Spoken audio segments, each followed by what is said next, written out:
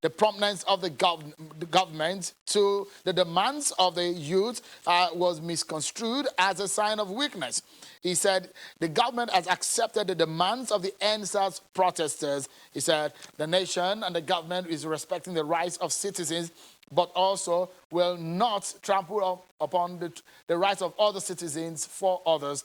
And he says that he has scrapped SARS and gave reasons for it. We shall be analyzing what the president said and the way forward for Nigeria. I have a panel in the studio and virtually for you tonight so you can get a sense of what the president said, the implication of this. A lot of people have said, won't the president speak about this matter? And now he has spoken. What are those things that he has raised? Let's break them down for you. Let me introduce my guest here in our Abuja studio for you. Senate spokesperson, Senator Ajibola Basiru. He joins us now here in our Abuja studio. And I have also joining me a security consultant, Dr. Kabiru Adamu is a security risk management and intelligence specialist and the managing director of Beacon Consulting Limited. Thank you so much, gentlemen, for coming tonight on the program. In a short while, I will be bringing my virtual guests for you, but let's get a sense of what this means. For you, are you impressed with what the president said? You were here in this studio yesterday, hoping and expecting that the president would speak, and you highlighted a few things that you thought the president should touch on. Are you disappointed? Or are you happy, satisfied with what he said tonight? Sheun, I was expecting three things. I was expecting empathy, I was expecting confidence building, I was expecting hope. The only one I had out of those three was a bit of confidence building. The programs that his administration had reeled out and that the youth should capitalize on. Of course, he gave all the indications that the leader should give in terms of the right to protest, the right to protect those that are not protesting. In other words, where the rights of those that are protesting starts, that is where the rights of those that are not protesting start. I had all of that, but unfortunately, I did not hear the empathy that I expected. As an example of empathy, I would have expected the president to tell the parents of those who lost their loved ones and others too who died, sympathize with them and also indicate he's probably going to visit them. Give us a date tomorrow, next tomorrow, something like that. Unfortunately, I didn't hear that. In the area of hope, I didn't hear much of that, unfortunately. We have a population, 40 million plus youth population that are disenchanted. And I think that's the language they were expecting to hear. I'm not sure if I heard him talk about the Lekki toll shooting. Did you hear that? Unfortunately, I didn't. Senator, did you hear the president speak about the Lekki toll? I'm not sure I heard that. What's your take on the president's speech tonight?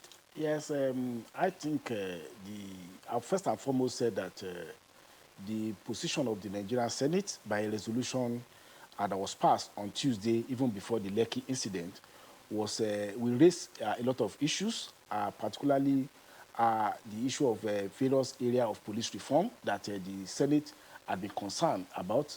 They also raised the issue that there was a need for the president to address the nations to really articulate some of the things that he has now, done. But unfortunately, since that Tuesday, a lot of things had happened which appear to have been glossed over even from the speech of Mr. President. I wouldn't know what could be his reasons or what's the thinking of the presidency in that regard.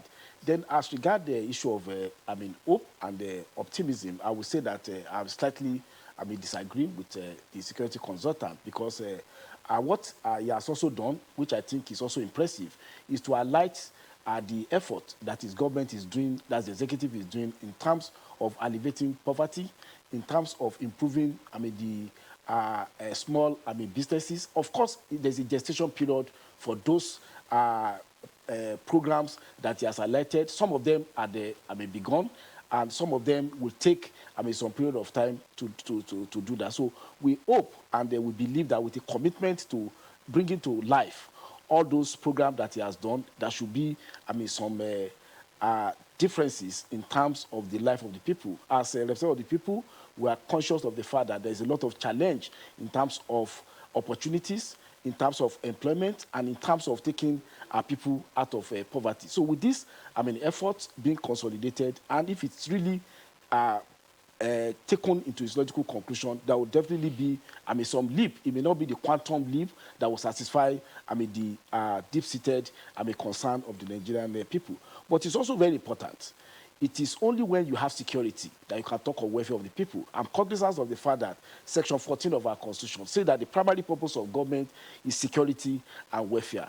In an atmosphere there is no security, in an atmosphere that even law-abiding citizens cannot do their business without fear of hoodlums even destroying their property, it does not, augur well for even creating welfare. For instance, say you want to do economic stimulation, you want to register businesses, you want artisans, to be trained. If nobody can even do anything, there's no way you could be able to do that. So there's a need to balance between the concern of the people for the welfare and creating a stabilized and peaceful society where economic activity can also thrive. I don't want us to muddle the issue up tonight in our analysis of what the president said. There was an expectation from yesterday and the day before yesterday as the fact that as a family, there needs to be the leader and the head of the family coming, a family in the sense that Nigeria as a family, we are a family, and the leader coming out to speak about what has happened on Tuesday. And the issue of welfare is on one hand, largely was an issue of security and young Nigerians' agitation, which led to that kind of situation that we saw at Lekki Toll. Senator, if you remove your toga as an APC chieftain and as a senator and a spokesperson of the Senate, are you disappointed or are you satisfied with the president's speech, speaking as a citizen tonight? Yes, I think I would expect rightly, and that's not a question of whether I'm APC or whether I'm a senator.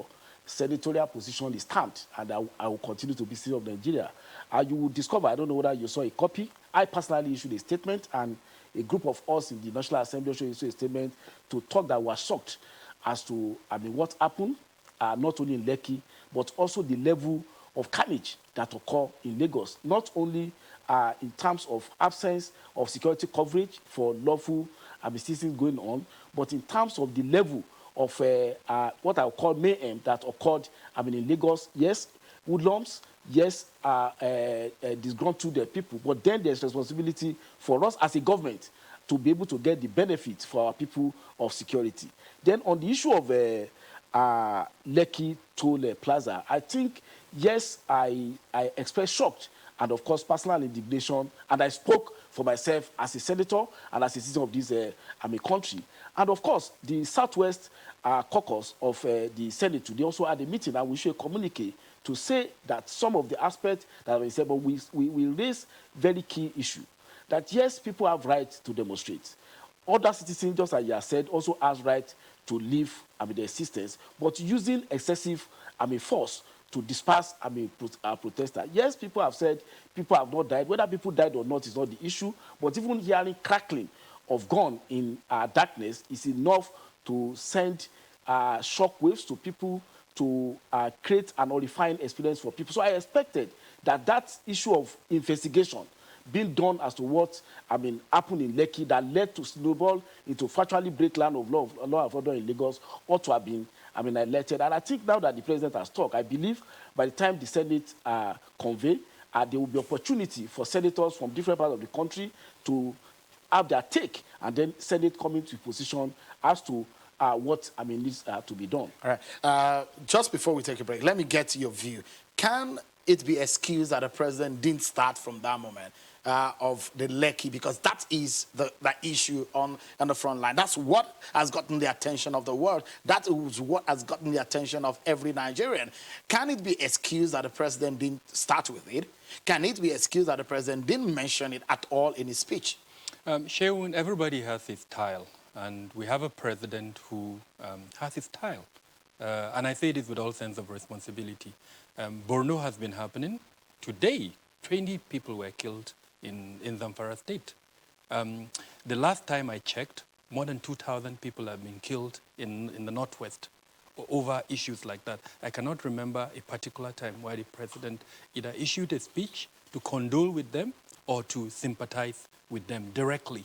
Now, you can even extend it to say that is, his zone. So maybe that's his style. No, He is he excusable? No, because apologies to. I mean, when people say it's a style, I beg to disagree because it's the lives of Nigerians that are involved, either young or old, either blue or black. We're all Nigerians, and any life is important. Can you excuse to say it's the style of the president not at this point in time talk about people that have been injured or people that may have lost their lives? I am not excusing it, but I'm trying to explain to you why I think he didn't, start with that point. Because think about it, if he didn't do it for incidences that occurred in the Northwest, then, I mean, I wasn't expecting, frankly, for him to speak about it in other parts of the country. So how do you assess such? It's his way. And perhaps he has other ways to sympathize. We all sympathize differently. We all do differently. That's the reality. Some, no matter what you do to them, would never How cry. do you think it's best to sympathize in this kind of situation? In my, I told you my stand on this. Firstly, I was expecting empathy. It's natural to express empathy. And more importantly, you go out there, you engage with the people that lost loved ones. That way you build confidence in them. They know that you feel their pain. And then at that point, I guess they would give you time, or the time you need. But unfortunately, like I said, everybody has his style. Let's, for a moment, take a break. But earlier today, the president met with security chiefs, and the situation of the country was said to be on the table. He also mentioned that in his speech earlier. And at that discussion, parts of the defense spokesperson briefed again in some part of the city where he spoke to the press, and he spoke about the shooting at the Lekki toll gate. Take a listen to what he said.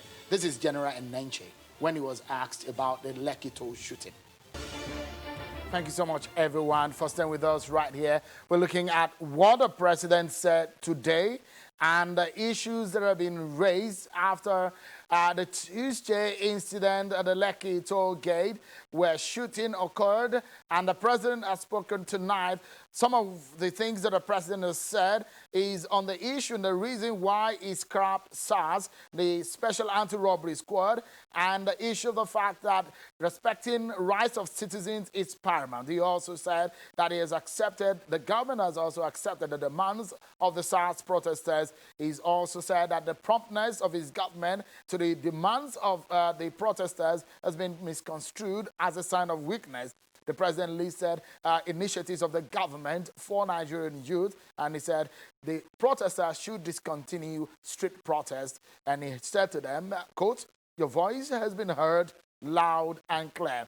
Let's get back to the conversation. Tonight is an extended program from the half hour that you used to a 1 hour show. So I have the Senate spokesperson, Ajibola Basiru, in the studio here with me, and a security consultant, Dr. Kabiru Adamu. Thank you so much, gentlemen, for coming tonight. Thank you. Part of what we have seen today, arson, mindless destruction of properties continue across parts of the country. From Lagos, where a jailbreak at the Ikoyi Correctional Center was foiled, to Delta, Anambra, miscreants were on rampage, looting and causing mayhem. The president had warned them today. How did these miscreants take over our cities and the roads? In Lagos, they will stop you, extort money from you before allowing you pass through the barricades they are put on the major roads. Let's get back to the conversation. Senator, the president mentioned and warned those who have taken over, and he has said that security agencies should get back to duty. It does look like some kind of morale had left the minds and the corridors of our security agencies. Tonight, do you think that they will get some morale? I think the question of morale, if that is the issue, could not, be reactivated, if I may use that word, by the speech of Mr. President. And I say this with all sense of responsibility. And we must contextualize what happened in Lagos and what happened in some other places as a part of a process that we need to address even in terms of security architecture of our country. From the time I got to the Senate, I'm of the view, even till now, that the structure of the Nigerian police is not amenable to ensure us to have security of life and property. And what do I mean? You have a Nigerian police that is one has shortage of personnel in terms of a ratio of police officers, police personnel to citizen. Then, secondly, you also have a central command to one man in Abuja, Inspector General of Police. Even though there are zonal commands, they don't have budgetary control, they don't have operational control. So what we have seen is not just about issue of morale, but capacity, competence, ability, and readiness to be able to provide security. So going forward, it goes beyond whether a speech has been made to boost their morale. We must, and that has been in the insistence of the National Assembly. In the past 1 year, we have passed resolutions up to more than 12 times on the issue of re-examining the structure of the police. And we also promptly passed a police act signed by the president, but I don't think it is yet being activated. So it's also important to look back at that police act, and with the present experience we have had in the past 3 weeks, look at how we can have a decentralized police structure operationally and budgetarily to be able to address of security. Because there's a difference between people who are protesting, and they are protesting in an atmosphere, carnival-like atmosphere, different from people taking buses around with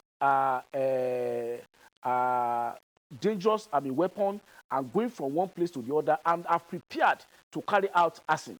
If it's a spontaneous reaction to even burning property, the extent of the damage would not have been the way we have seen. You see, even from prison, billowing of flames.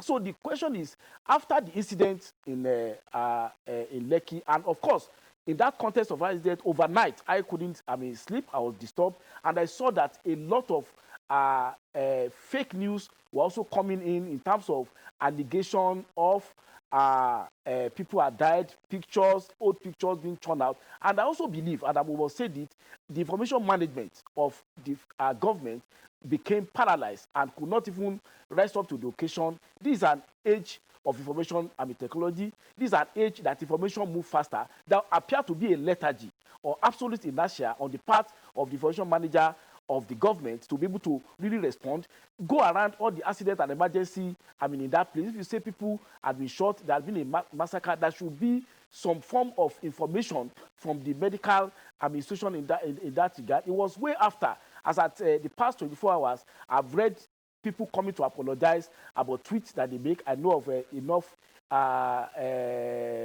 group that said that it was not true that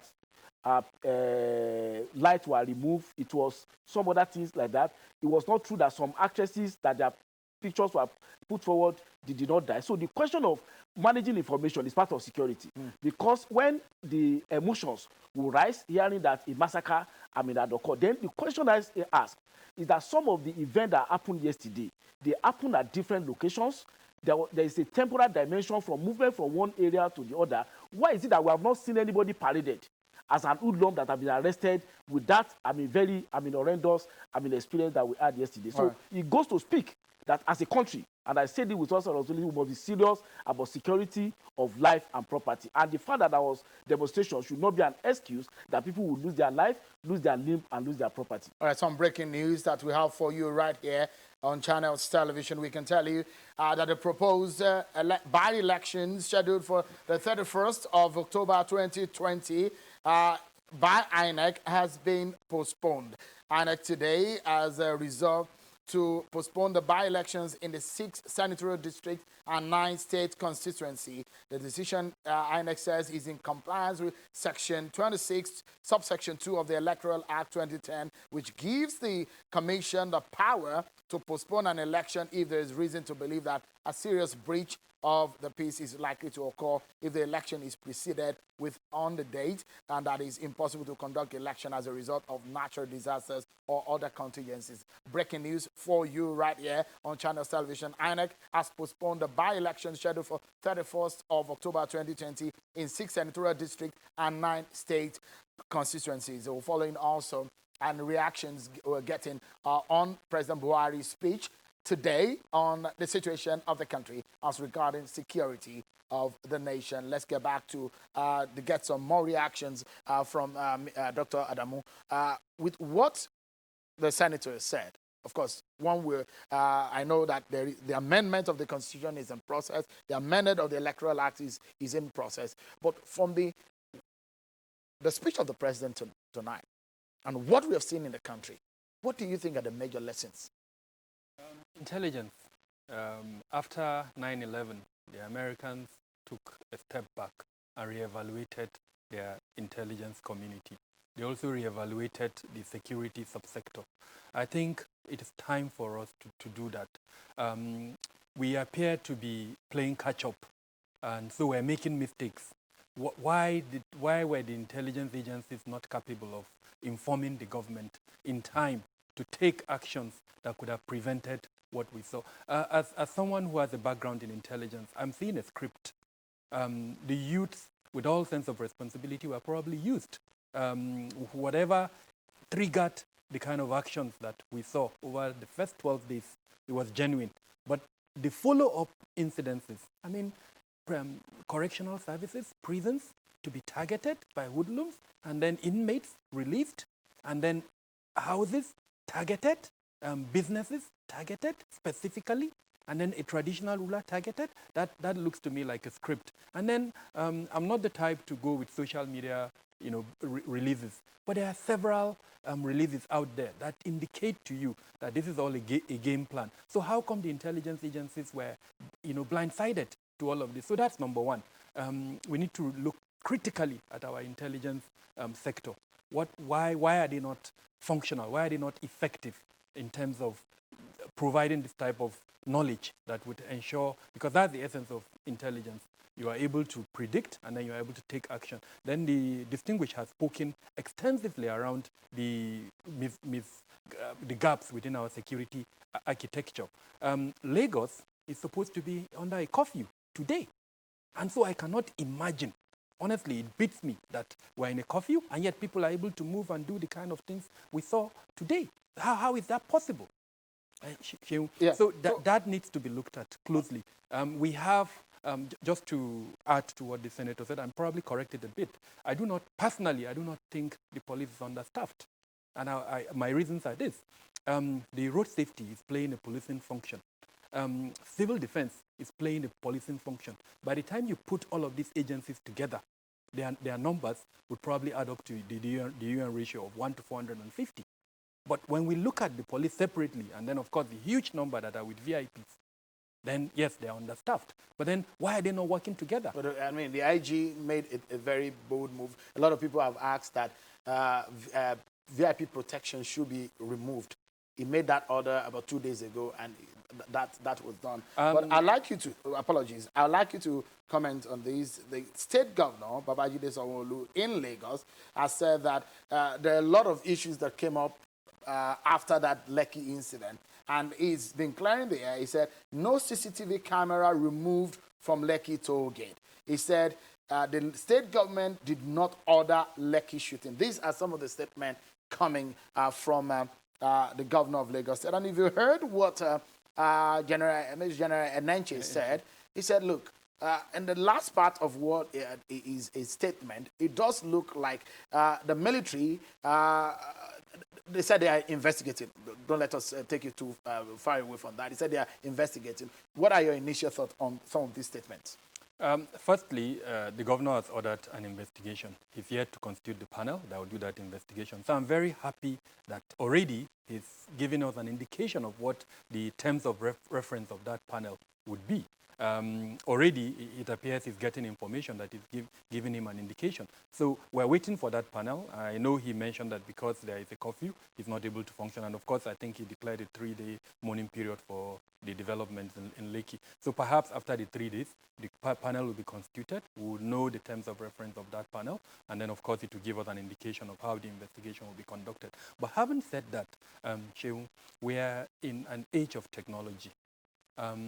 The cyberspace is, as an intelligence operative, that's the first place I look at to generate my information. There is a huge amount of evidence in the cyberspace by the youths suggesting that certain things happen. Now, I cannot conclude on that. All it does is it gives me an indication, and then I now have to do the next steps, which is to corroborate that information. Now, already we have seen some evidence suggesting that the lights at the toll gate were put off. The videos that we saw, everybody saw it if you're on social media, saw that the place went dark. Now, why did it go dark? That's perhaps one of the things that the panel the investigative panel will come up with. But the reality is that you cannot conduct what happened in Lekki and think you will go scot-free. Not in 2020. With the amount, everybody has a phone and with a camera on it, for God's sake. And these things were recorded.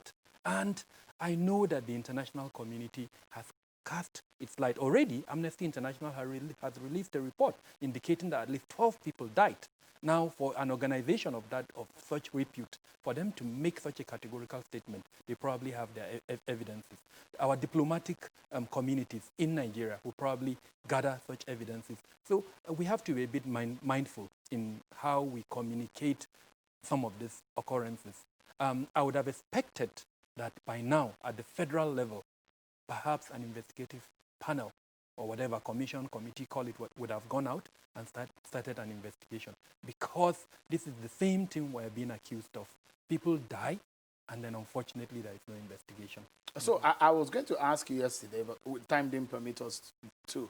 In a curfew situation, is it only the police that is allowed to operate, or the military is allowed to operate in a curfew situation? Almost all the organizations have, as part of their mandate, a clause that the CNC, the president, can authorize them to do certain functions, including the military.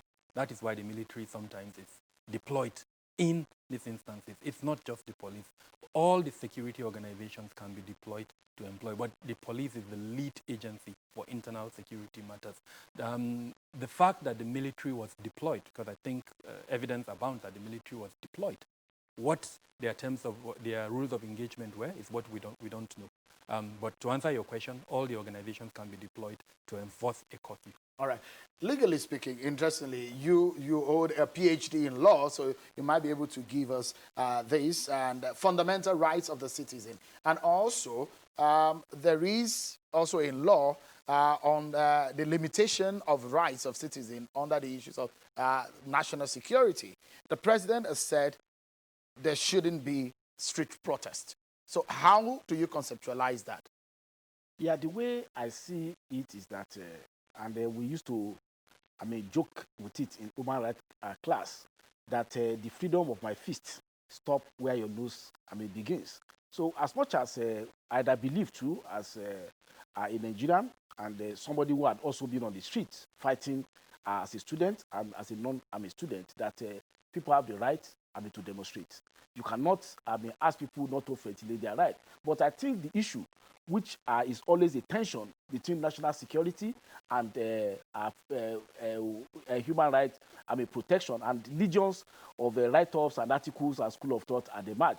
But the provision under our law is that, yes, you have the right to associate, you have the right to freedom of expression, but there are some criminal offenses that you may also commit in the context of doing that. And that is why Section 45 of the Constitution said that certain fundamental rights can be breached in the interest of national security, public welfare, and all other things like that. So there's always a palpable tension between the issue of national security and UMA. It's based on your perspective and the standpoint at which you have. For me, as far as I'm concerned, I don't see anything wrong in protesting, but at the same time, it must be done in such a way that it does not unnecessarily inflict hardship or also inflict on the rights of survival of other people. Sorry, Senator. The reason why I asked that question is the president said all the demands have been accepted.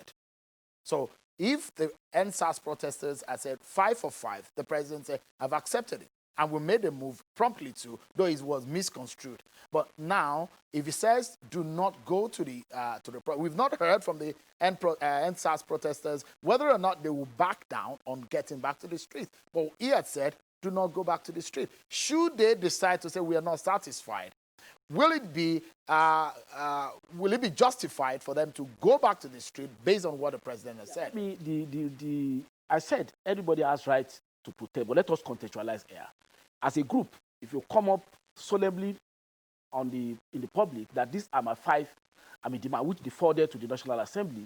National Assembly passed a resolution and forwarded it to the presidency that these are the 5 demands that have been sent. And the president, even from his speech and from what the governors are doing in the state, they are already complying with enforcing those those demands. But where the problem lies now, which was what the president tried to allude, is that beyond those 5 demands, if they are already being, met, and somebody, and I read it yesterday, some people come with almost about 80, demand. He said, take back the country. As far as I'm concerned, that is no longer an NSAS affair.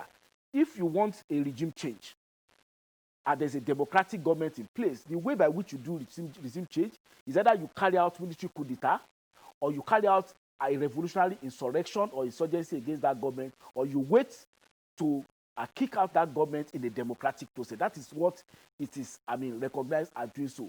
Protest is not a means to effect, regime change. So you're not expecting them to go back to the streets? I wouldn't say, I'm not a member, I'm just telling you. No, I'm just telling you that we just want to analyze what the president said. The I would do is that if I have 5-point demand, and presidents, as he has said today, National Assembly and other consulted people had said that those demands have been accepted, and you also see that in reality, practical steps have been taken to implement those demands. I think at the tip of my count, at least 9 or 10 states, including my own state, Osun, have set up judicial commission of inquiry in line with the demand that had occurred. The president, even in his prefatory remarks, said the disbanded SARS. That is a presidential recognition that SARS had been disbanded. And he also spoke to the issue of remuneration and said that the Salaries and Wages Commission already have been working on that. Some states have set up money for compensation of victims, looking towards when those things have been done. So those 5 demands, as far as I'm concerned,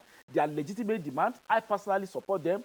The National Assembly support them. But any demand that now said somebody wants to become president, must be age of 15, must be BSc holder, must be PhD holder, as far as I'm concerned, those are political demands which are to be contested in the political space. And I told you that the ways by which you effect such demand is not by protest.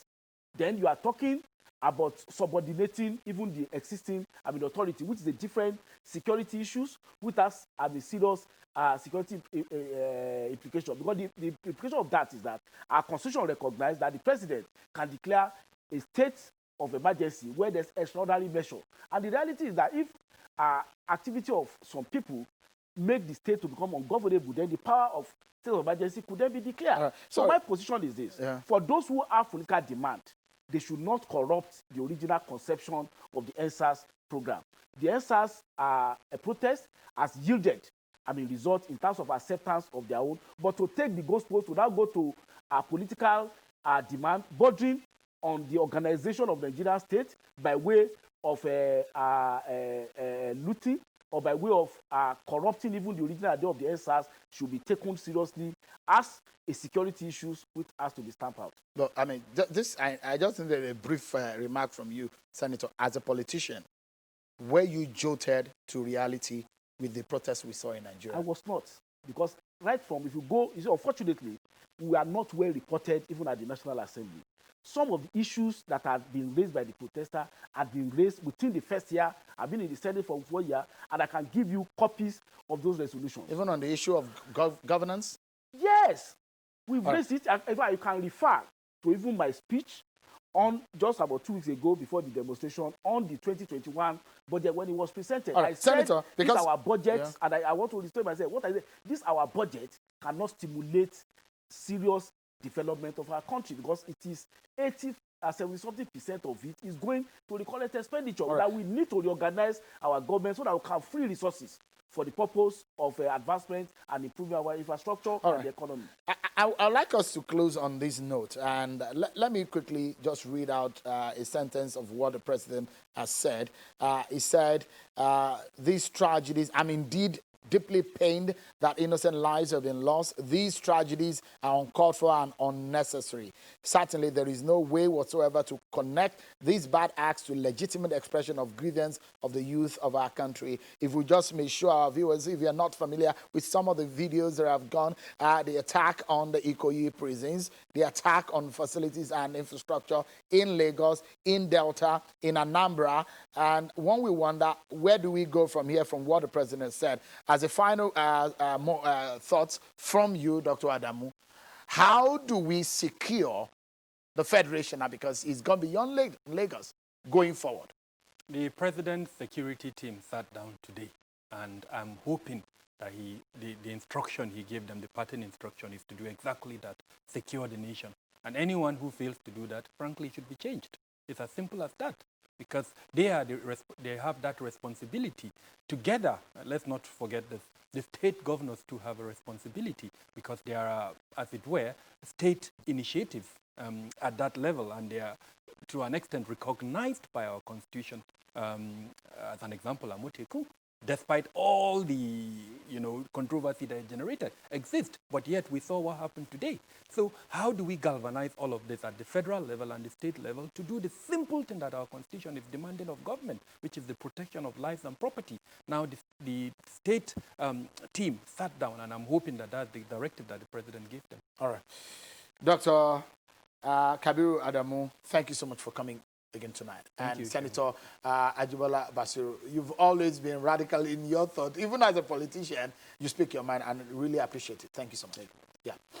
But that's our show for tonight, everyone. Many thanks for watching. I'm Sean Wakimale. Bye-bye.